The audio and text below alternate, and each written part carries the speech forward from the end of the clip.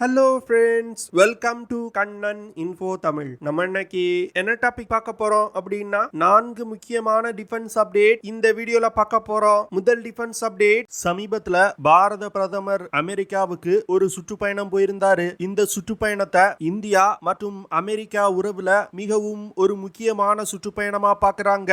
ஏன்னா இந்த சுற்றுப்பயணத்தின் போது அமெரிக்காவுக்கும் இந்தியாவுக்கும் இடையே ராணுவ மற்றும் வர்த்தக ரீதியிலான ஒப்பந்தங்கள் பல கையெழுத்திடப்பட்டிருக்கு. இந்த சூழ்நிலையில இந்தியாவுடைய எதிரி நாடுகள், நட்பு நாடுகள் மற்றும் அண்டை நாடுகள் பாரத பிரதமரின் இந்த சுற்றுப்பயணத்தின் போது இந்தியாவுக்கும் அமெரிக்காவுக்கும் இடையில் போடப்பட்ட ஒப்பந்தங்கள் மற்றும் ஃபியூச்சர்ல இரு நாடுகளும் எந்தெந்த துறைகள்ல இணைந்து செயல்பட இருக்காங்க அப்படிங்கிற விஷயங்களை அனலைஸ் பண்ணி வந்துகிட்டு இருக்காங்க. அது மட்டும் இல்லாம இந்தியா மற்றும் அமெரிக்காவுடைய உறவு வலிமை அடைவதன் மூலம் தங்களுக்கு ஏற்படக்கூடிய பிரச்சனைகள் என்ன அப்படின்னு பல நாடுகள் அனலைஸ் பண்ணி வந்துகிட்டு இருக்காங்க.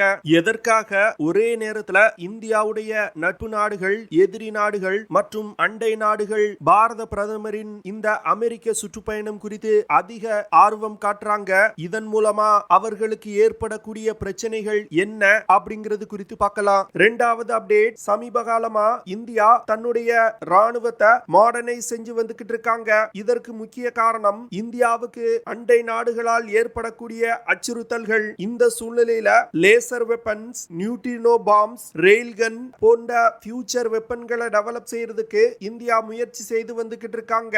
எதற்காக இந்தியா இந்த ஃபியூச்சர் வெப்பன்களை டெவலப் செய்யறாங்க, இந்த ஃபியூச்சர் வெப்பன்களை பயன்படுத்தி என்ன மாதிரியான ஆபரேஷன்களை கேரி அவுட் செய்ய முடியும் அப்படிங்கிறது குறித்து பார்க்கலாம். மூன்றாவது அப்டேட், பாரத் எலக்ட்ரிக்கல் லிமிடெட் நிறுவனத்திற்கு கிட்டத்தட்ட 5900 கோடி ரூபாய்க்கான ஒரு மிகப்பெரிய ஆர்டர் கிடைச்சிருக்கு. இந்த ஆர்டர் பாரத் எலக்ட்ரிக்கல் லிமிடெட் நிறுவனத்திற்கு யாரிடமிருந்து வந்திருக்கு, இந்த ஆர்டர் மூலமா என்ன ஆயுதங்களை சப்ளை செய்ய போறாங்க அப்படிங்கிறது குறித்து பார்க்கலாம். நான்காவது அப்டேட், இந்தியாவின் Su-30 MKI போர் விமானத்துல MBDA நிறுவனத்தால் உருவாக்கப்பட்ட மிட்டியார் மிசைல்களை இணைக்க போறாங்க.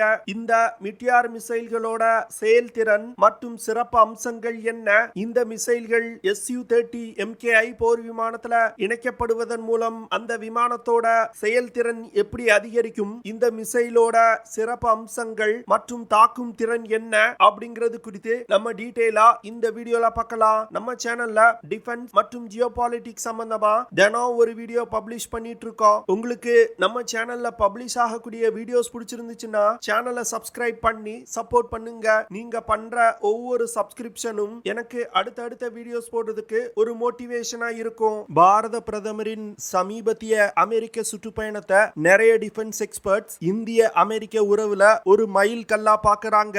ஏன்னா இந்த சுற்றுப்பயணத்தின் போது இந்தியாவுக்கும் அமெரிக்காவுக்கும் இடையே பல முக்கியமான ராணுவ ரீதியிலான ஒப்பந்தங்கள் கையெழுத்திடப்பட்டிருக்கு. குறிப்பா சொல்லணும் அப்படின்னா இந்தியா மற்றும் அமெரிக்காவுக்கு இடையே GE F414 இன்ஜினை இந்தியாவில் தயாரிப்பதற்கான ஒப்பந்தத்துல கையெழுத்திட்டு இருக்காங்க. அது மட்டும் இல்லாம 31 பிரெடேட்டர் B ட்ரோன்களை வாங்குவதற்கான வேலைகளையும் இந்தியா தொடங்கியிருக்காங்க.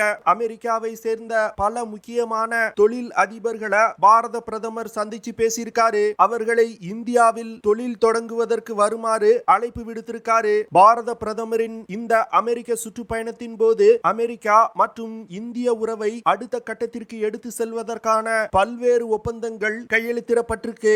சமீப காலமா அமெரிக்கா இந்தியாவுடனான தன் உறவை அதிகப்படுத்துவதற்கு பல முயற்சிகளை செய்து வந்துகிட்டு இருக்காங்க. குறிப்பா சொல்லணும் அப்படின்னா ஒரே வருடத்துல அமெரிக்கன் பிரசிடென்ட் பைடனை பாரத பிரதமர் 3 முறை சந்திப்பு நடத்தியிருக்காரு. இதற்கு முக்கிய காரணம் அமெரிக்கா சீனாவை கவுண்டர் செய்வதற்கு இந்தியாவுடனான தன் உறவை வலிமைப்படுத்தி வந்துகிட்டு இருக்காங்க.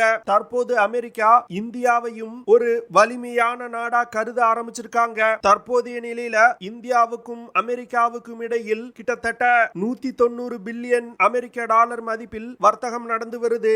இந்த வர்த்தகத்தை 500 பில்லியன் டாலரா உயர்த்துவதற்கு இரு நாடுகளும் திட்டம் வச்சிருக்காங்க. இதனால வரும் காலத்துல இந்தியாவுடைய வளர்ச்சி அசுர வேகமா இருக்கும் அப்படின்னு டிஃபென்ஸ் எக்ஸ்பர்ட் சொல்றாங்க. அது மட்டும் இல்லாம இந்தியா மற்றும் அமெரிக்காவுக்கு இடையிலான ராணுவ உறவுலையும் வரும் காலத்துல மிகப்பெரிய வளர்ச்சி அடைய இருப்பது தெளிவா தெரியுது. இதற்கு காரணம் இந்தியா பல்வேறு விதமான அமெரிக்க ஆயுதங்களை வாங்குறாங்க. அது மட்டும் இல்லாம குவாட் போன்ற அமைப்புல அமெரிக்கா மற்றும் இந்தியா இணைந்து செயல்பட ஆரம்பிச்சிருக்காங்க. இந்த சூழ்நிலையில இந்தியாவின் எதிரி நாடான சீனா பாரத பிரதமரின் இந்த சுற்றுப்பயணத்தை ரொம்ப க்ளோஸா வாட்ச் பண்ணி வந்துகிட்டு இருக்காங்க. ஏன்னா இந்தியா அமெரிக்காவுடன் அதிகமா நெருக்கமானாங்கன்னா அது சீனாவுக்கு மிகப்பெரிய பிரச்சனைகளை ஏற்படுத்தும். இது நாள் வரைக்கும் இந்தியா அணிசேரா கொள்கையில இருந்தாங்க.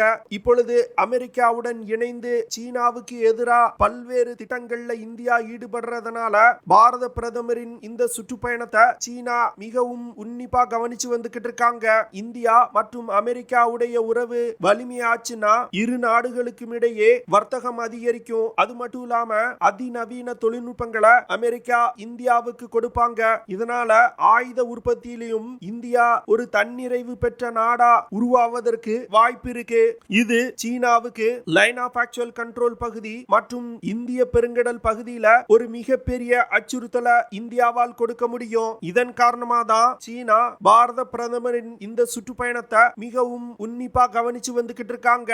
இரண்டாவதா இந்தியாவுடைய நட்பு நாடான ரஷ்யா பாரத பிரதமரின் இந்த சுற்றுப்பயணத்தை ரொம்ப உன்னிப்பா கவனிக்கிறாங்க.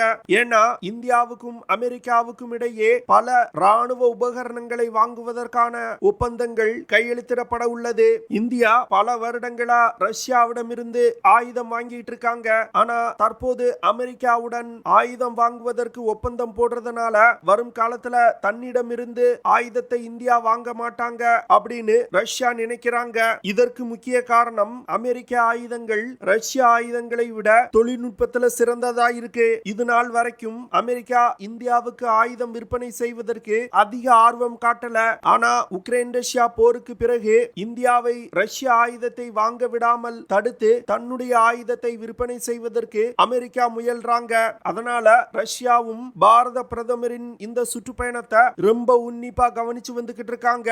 மூன்றாவதா இந்தியாவின் அண்டை நாடுகளான பாகிஸ்தான், பங்களாதேஷ், நேபாள், ஸ்ரீலங்கா போன்ற நாடுகளும் பாரத பிரதமரின் இந்த சுற்றுப்பயணத்தை மிகவும் உன்னிப்பா கவனிக்கிறாங்க. இதற்கு முக்கிய காரணம் இது நாள் வரைக்கும் இந்தியா அணிசேரா கொள்கையில இருந்தாங்க. அது மட்டும் இல்லாம ஒரு சாஃப்ட் பவர் கொண்ட நாடா இந்தியா இருந்திருக்காங்க. இதன் காரணமாக தான் இந்தியாவின் அண்டை நாடுகள் சீனாவுடன் இணைந்து கொண்டு இந்தியாவுக்கு எதிராக பல வேலைகள்ல ஈடுபட்டாங்க. ஆனா தற்போது இந்தியா அமெரிக்காவுடன் அதிகம் நெருக்கம் காட்டுறதுனால இந்த நாடுகளுக்கு ஒரு மிகப்பெரிய பயத்தை ஏற்படுத்தி இருக்கு. ஏன்னா அமெரிக்காவின் உதவியோடு இந்தியா தங்கள் நாட்டுல ஆதிக்கம் செலுத்த ஆரம்பிச்சிருவாங்களோ அப்படின்னு நினைக்கிறாங்க. இதன் காரணமாக தான் உலகின் பல நாடுகள் பாரத பிரதமரின் இந்த சுற்றுப்பயணத்தை ரொம்ப உன்னிப்பா கவனிச்சு வந்துகிட்டு இருக்காங்க. இரண்டாவது அப்டேட், சமீப காலத்துல இந்தியாவுடைய பொருளாதாரம் மிகப்பெரிய அளவுல வளர்ந்திருக்கு. அதே வேளையில இந்தியாவின் எதிரி நாடுகளிடமிருந்து அச்சுறுத்தல்களும் மிகப்பெரிய அளவுல அதிகரிச்சிருக்கு. இந்த அச்சுறுத்தல்களை வரும் காலத்துல சமாளிப்பதற்கு இந்தியா நெக்ஸ்ட் ஜெனரேஷன் வெப்பன் டெக்னாலஜிகளை டெவலப் செய்ய ஆரம்பிச்சிருக்காங்க. குறிப்பா laser weapon, neutrino bomb, rail gun போன்ற ஃபியூச்சர் தொழில்நுட்பத்துல அதிகமா கவனம் செலுத்த ஆரம்பிச்சிருக்காங்க. இது போன்ற ஃபியூச்சர் வெப்பன்களை டெவலப் செய்யறதன் மூலம் இந்தியாவுடைய ஸ்ட்ராட்டஜிக் டிட்டரன்ட் கேப்பபிலிட்டி மற்றும் இந்தியாவின் நேஷனல் செக்யூரிட்டியை அதிகரிக்க முடியும் அப்படின்னு இந்தியா நினைக்கிறாங்க. இந்தியா சமீப காலத்துல லேசர் வெப்பன்களை டெவலப் செய்யறதுக்கு அதிக முக்கியத்துவம் கொடுக்கறாங்க. குறிப்பா சொல்லணும் அப்படின்னா லேசர் வெப்பன்களை பயன்படுத்தி ஒரு ஆன்டி ட்ரோன் சிஸ்டத்தை இந்தியா டெவலப் செய்து வந்துகிட்டு இருக்காங்க. லேசர் வெப்பன்கள் மூலமா பல்வேறு விதமான வான் அச்சுறுத்தல்களை ரொம்ப எஃபெக்டிவா நியூட்ரலைஸ் செய்ய முடியும். லேசர் வெப்பன்ல லேசர் கதிர்களை பயன்படுத்தி எதிரிகளின் ஏரியல் டார்கெட்டுகளை தாக்கி அழிக்க முடியும். அது மட்டும் இல்லாம சாதாரண வெப்பன்களை விட லேசர் வெப்பன்களை பயன்படுத்தி டார்கெட் தொலை தூரத்துல இருக்கும் பொழுதே தாக்கி அழிக்க முடியும். லேசர் வெப்பன்கள் ஒளியின் வேகத்துல சென்று இலக்குகளை தாக்குது. அதனால ஒரே நேரத்துல நிறைய டார்கெட்டுகளை தாக்கி அழிக்க முடியும். லேசர் வெப்பன்ல ஸ்பீட் மற்றும் அக்யூரசி மிகவும் அதிகமா இருக்கு. இந்த வெப்பன்களை பயன்படுத்தி டார்கெட்டுகளை அதிவேகமா மிக துல்லியமா தாக்கி அழிக்க முடியும். லேசர் வெப்பன்களை தயாரிப்பதற்கு தான் அதிகமா செலவாகுது. ஆனா அந்த வெப்பன்களை இயக்குறதுக்கு ஆகக்கூடிய செலவு மிகவும் குறைவா இருக்கு. அதனால வரும் காலத்துல லேசர் வெப்பன்களை அதிக அளவுல பயன்படுத்துவதற்கு இந்தியா திட்டமிட்டு இருக்காங்க. இரண்டாவதா இந்தியா டெவலப் செய்து வரக்கூடிய ஆயுதம் நியூட்ரினோ பாம். இந்த நியூட்ரினோ பாம் ஒரு இடத்துல வெடிக்குதுன்னா அந்த பாம் வெடிக்கிறதுனால ஏற்படக்கூடிய சேதம் குறைவா தான் இருக்கும். ஆனா அந்த பாம் வெடிச்சதுக்கு அப்புறம் வரக்கூடிய ரேடியேஷன்கள் அதிக பாதிப்பை ஏற்படுத்தும். இதன் மூலமா பாம் வெடிக்கக்கூடிய இடத்திற்கு சேதம் குறைவாதான் இருக்கும். ஆனா அந்த இடத்துல இருக்கக்கூடிய எதிரி வீரர்கள் அனைவருமே அழிக்கப்படுவாங்க. இதன் மூலமா இந்தியா எப்படி சர்ஜிக்கல் ஸ்ட்ரைக் பண்ணும் பொழுது ஒரு குறிப்பிட்ட இலக்கை மட்டும் தாக்கி அழிச்சாங்களோ அதே போன்ற தாக்குதல்களை இந்த நியூட்ரினோ பாமை பயன்படுத்தி நடத்த முடியும். இந்தியா மூன்றாவதா டெவலப் செய்து வரக்கூடிய ஆயுதம் ரெயில் கன். இந்த ரெயில் கன் ஒரு எலக்ட்ரோ மேக்னெட்டிக் வெப்பன். இந்த வெப்பனை இயக்குறதுக்கு பவர்ஃபுல் எலக்ட்ரிக் கரண்ட் தேவைப்படும். இந்த ரெயில் கன்ல இருந்து வரக்கூடிய ப்ரொஜெக்டைல்கள் அதிவேகமா டிராவல் பண்ணக்கூடியது. இதற்கு காரணம் எலக்ட்ரோ மேக்னெட்டிக் ஃபோர்சஸ் பயன்படுத்தி இந்த வெப்பன்களை இயக்குறதுனால கன்வென்ஷனல் வெப்பன்கள்ல இருந்து வெளியேறக்கூடிய ப்ரொஜெக்டைல்களை விட இந்த ப்ரொஜெக்டைல்ஸ் அதிவேகமா வெளியேறும். இந்த ரெயில் கன்னை பயன்படுத்தி அதிக தூரத்துல உள்ள டார்கெட்டுகளை மிக துல்லியமா தாக்கி அழிக்க முடியும். இந்த ரெயில் கன்னை தொலை தூரத்துல உள்ள டார்கெட்டுகள் மீது பிரிசிஷன் ஸ்ட்ரைக் தாக்குதல் நடத்துவதற்கும் ஒரு ஆன்டி மிசைல் டிஃபென்ஸ் சிஸ்டமா பயன்படுத்துவதற்கும் இந்தியா டெவலப் செய்து வந்துகிட்டு இருக்காங்க. அடுத்த அப்டேட், பாரத் எலக்ட்ரிக்கல் லிமிடெட் நிறுவனத்திற்கு கிட்டத்தட்ட 5900 கோடி ரூபாய்க்கான ஒரு மிகப்பெரிய ஆர்டர் கிடைச்சிருக்கு. இந்த 5900 கோடி ரூபாய்க்கான ஆர்டர்ல 3900 கோடி ரூபாய் ஆகாஷ் பிரைம் மிசைல்களை சப்ளை செய்வதற்கான ஆர்டர். கிட்டத்தட்ட 2 ரெஜிமெண்ட் ஆகாஷ் ஏர் டிஃபென்ஸ் சிஸ்டங்களை சப்ளை செய்வதற்கான ஆர்டர் பாரத் எலக்ட்ரிக்கல் லிமிடெட் நிறுவனத்திற்கு கிடைச்சிருக்கு. ஆகாஷ் பிரைம் மிசைல்கள் ஏற்கனவே இந்திய படையில் பயன்பாட்டில் உள்ள ஆகாஷ் மிசைல்களை விட அதிநவீனமானது. இந்த மிசைல்ல தரம் உயர்த்தப்பட்ட ஆக்டிவ் ரடார் ஃப்ரீக்வென்சி சீக்கர்கள் இணைக்கப்பட்டிருக்கு.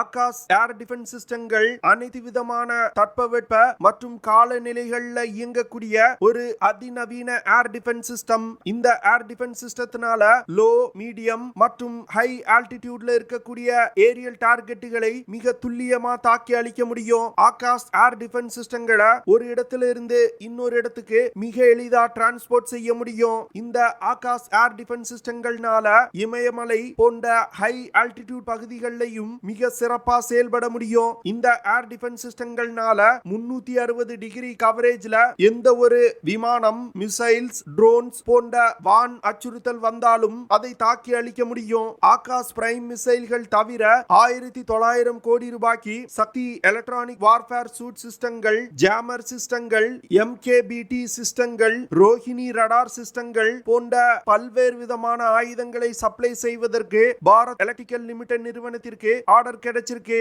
ஆகாஷ் ஏர் டிஃபென்ஸ் சிஸ்டங்கள்னால அதிகபட்சமா 30 கிலோமீட்டர் தூரத்துல உள்ள ஏரியல் டார்கெட்டுகளை தாக்கி அழிக்க முடியும். இந்த மிசைல்கள்னால மாக் 3 அப்படிங்கிற வேகத்துல பறந்து சென்று இலக்குகளை தாக்க முடியும். அதாவது ஒலியின் வேகத்தை விட 3 மடங்கு வேகமா சென்று இலக்குகளை தாக்க முடியும். இந்த மிசைல்னால அதிகபட்சமா 20 கிலோமீட்டர் உயரத்துல உள்ள ஏரியல் டார்கெட்டுகளை தாக்கி அழிக்க முடியும். அடுத்த அப்டேட், ஐரோப்பாவின் எம்பிடிஏ நிறுவனம் 2005வது வருடமே இந்திய விமானப்படைக்கு Meteor beyond visual range air to air மிசைல்களை ஆஃபர் செஞ்சாங்க.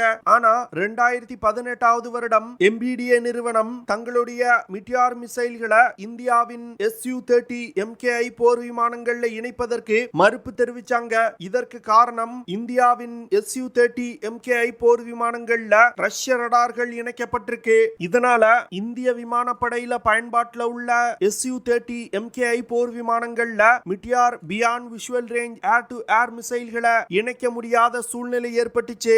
இந்த சூழ்நிலையில தற்போது பயன்பாட்டில் உள்ள Su-30 MKI போர் விமானங்களை அப்கிரேட் செய்வதற்கு சூப்பர் சுகோய் அப்படிங்கிற திட்டத்தை கொண்டு வந்திருக்காங்க. இந்த திட்டத்தின் மூலமா Su-30 MKI போர் விமானங்கள்ல உள்ள பல்வேறு சிஸ்டங்களை இந்தியா மாத்த போறாங்க. அதுல குறிப்பா Su-30 MKI போர் விமானங்கள்ல உள்ள ரஷ்ய ரடார்களை மாத்திட்டு இந்தியா உள்நாட்டிலே தயாரித்த உத்தம் AESA ஃபயர் கண்ட்ரோல் ரடார இணைக்க போறாங்க. இந்த அப்டேட் இந்திய விமானப்படையில் பயன்பாட்டில் உள்ள 150 Su-30 MKI போர் விமானங்கள்ல இந்தியா செய்ய போறாங்க. இதன் மூலமா மிட்டியார் மிசைல்களை Su-30 MKI போர் விமானத்துல இணைப்பதற்கு இருந்த தடை நீங்கி இருக்கு. இந்த மிட்டியார் மிசைல்கள் தற்போது உலகில் உள்ளதிலே மிகவும் அதிநவீன ஏர் டு ஏர் மிசைல்கள். இந்திய விமானப்படையில் தற்போது பயன்பாட்டில் உள்ள 36 ரஃபேல் போர் விமானங்கள்ல இந்த மிட்டியார் மிசைல்கள் இணைக்கப்பட்டிருக்கு. மிட்டியார் மிசைல்கள்னால அதிகபட்சமா 200 கிலோமீட்டர் தூரத்துல உள்ள ஏரியல் டார்கெட்டுகளை தாக்கி அழிக்க முடியும். இந்த மிசைல்னால மாக் 4 அப்படிங்கிற வேகத்துல பறந்து சென்று இலக்குகளை தாக்க முடியும். இதன் காரணமா தான் இந்தியா இந்த மிட்டியார் மிசைல்களை Su-30 MKI போர் விமானங்களை இணைப்பதற்கு அதிக முனைப்பு காட்டி வர்றாங்க. ஓகே ஃப்ரெண்ட்ஸ், நம்ம வீடியோவோட நிறைவு பகுதிக்கு வந்துட்டோம். இதெல்லாம் தான் நான் உங்ககிட்ட ஷேர் பண்ணணும் அப்படின்னு நினைச்ச விஷயங்கள். ஐ ஹோப் நான் ஷேர் பண்ண விஷயங்கள் உங்களுக்கு பிடிச்சிருக்கும்னு நினைக்கிறேன். அப்படி பிடிச்சிருந்துச்சுன்னா ஷேர் பண்ணுங்க, லைக் பண்ணுங்க, கமெண்ட் பண்ணுங்க. மறக்காம நம்ம சேனலுக்கு சப்ஸ்கிரைப் பண்ணுங்க. அப்படியே அந்த பெல் நோட்டிபிகேஷனை கிளிக் பண்ணி ஆல்ங்கிற ஆப்ஷனை எனேபிள் பண்ணிக்கங்க. See you in the next video. Jai Hind.